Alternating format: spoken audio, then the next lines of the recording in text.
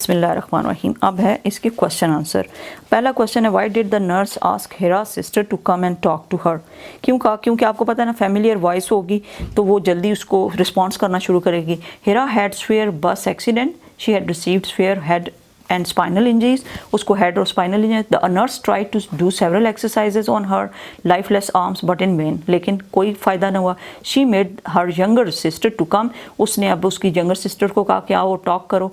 And thinking that her voice might activate her sister's nearly dead neurons and brain, कि उसके जब पहले की कोई आवाज़ आपने सुनी भी हो ना, वो दोबारा आए तो आप एकदम पीछे मुड़ के देखते हैं तो हो सकता है ये इसके डेड न्यूरॉन्स, जो उसके सेल्स न्यूरॉन्स ख़त्म हो चुके हैं, उसमें कुछ एक्टिवेशन हो या वो फ्रेश हो या वो काम करना शुरू कर दें। Why did the nurse disagree with the doctor the point of view. Doctors के पॉइंट ऑफ व्यू से वो क्यों नर्स डिसएग्री कर रही थी? The nurse did not agree with the doctor's point of view that Hira was a hopeless case and would never walk again in life, thinking that it was unwise to leave a patient unattended. उसको ये था कि ये बेअक्ली है कि अगर हम उसको unattended छोड़ दें, यानी अटेंड ना करें। Life is very precious, a chance should be given to a patient, और पेशेंट को चांस ज़रूर देना चाहिए। ये इसका थीम था। Why did the nurse ask herself the question, was it worthwhile to oppose and fight the decision of senior and more qualified surgeons, कि क्या इस सीनियर डॉक्टर के अगेंस्ट में चल के अपोज करके, अपोज का मतलब होता है अगेंस्ट चल के ये फाइट जीत सकूंगी, ये क्वेश्चन था उसके जहन में।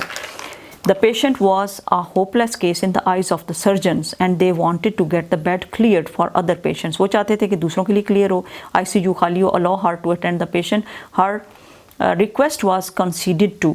लेकिन उसकी रिक्वेस्ट को कबूल कर लिया गया। कंसीड का मतलब होता है मंजूरी दे देना। She had risked her career for a hopeless case, और उसने अपने कैरियर को रिस्क किया, उसका ख़तरा मोल लिया। She also thought it would not be worthwhile to oppose the senior surgeons if the patient could not walk on her on feet. उसको ये ख़तरा था कि अगर वो ठीक ना हो सकी तो सीनियर डॉक्टर्स क्या कहेंगे।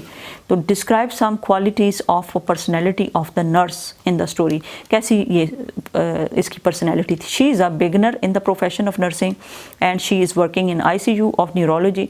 She is very sincere to her profession, अपने प्रोफेशन के साथ। She is kind hearted and है, काइंड हार्टेड है तो तभी इतना टाइम लगा रही है ना। She feels the pain of the injured, जो ज़ख्मी है, इंजर्ड है, उसकी पेन को ये फील कर सकती है। She is a wise nurse, ये बड़ी अक्लमंद है।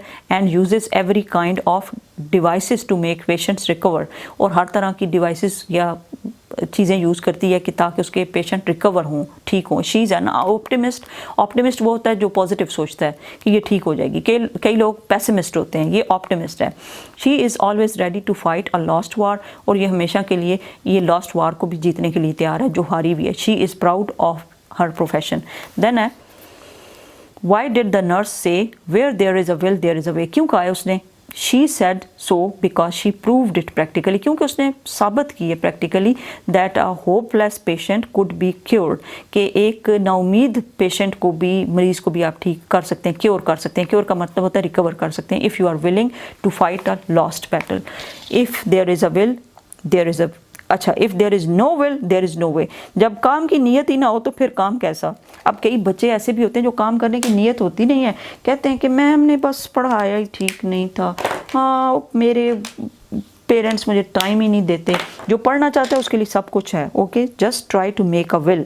Where there is a will there is a way, and if there is no will there is no way. ये अपनी कॉपी के ऊपर लिखें भी और अपने लिए इसको यूज़ भी करें।